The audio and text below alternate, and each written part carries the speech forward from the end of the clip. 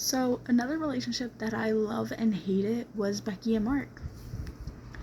And the only reason I love and hate it, the stupid season 8, they tell you, Roseanne tells you that Becky was actually with David and Mark was with Darlene.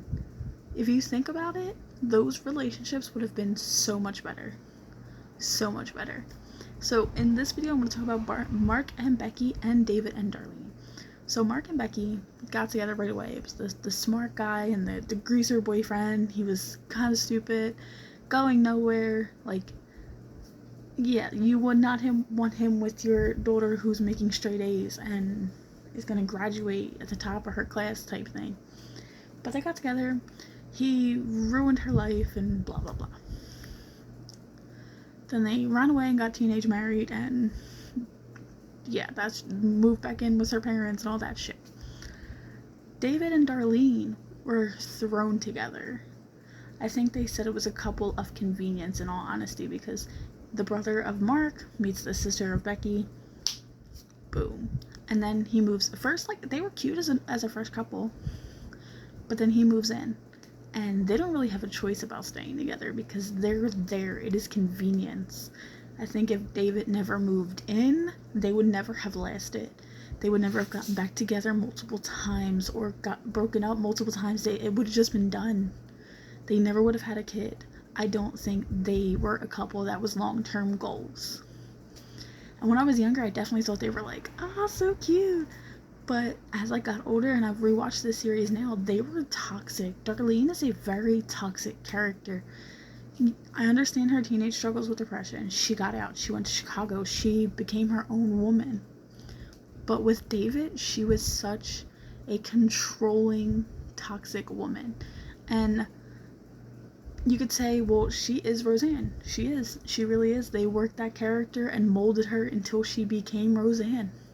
I think they could have did so much more with Darlene, got her out of that, like, messy girl stage, and made her become a writer through and through, made her powerful. And you can say, oh, well, she is powerful, like, in her family. No, she's not. She's not. Her daughter walks all over her.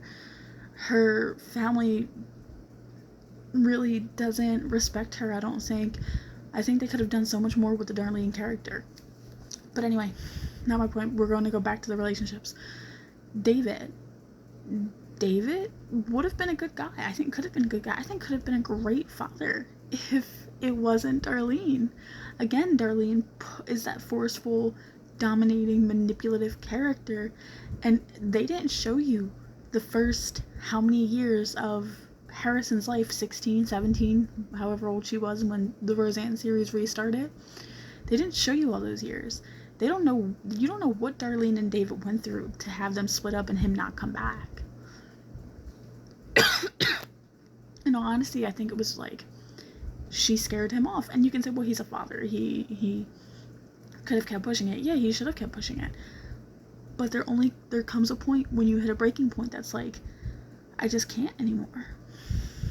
And I think that's where they pushed the character. I think, in my opinion,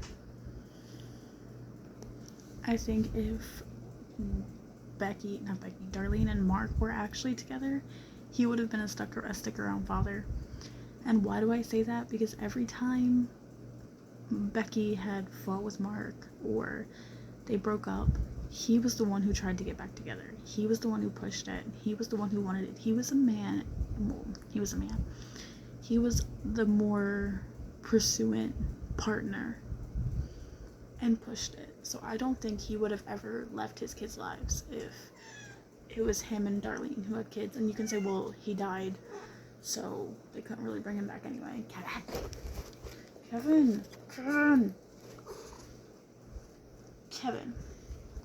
So they couldn't really bring him back anyway. No, they couldn't have. And that would have been a great way to end his storyline. He passed away. His kids live out through him.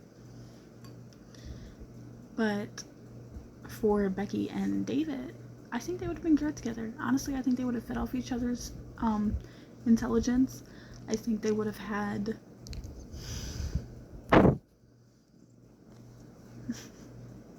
he's an attention whore.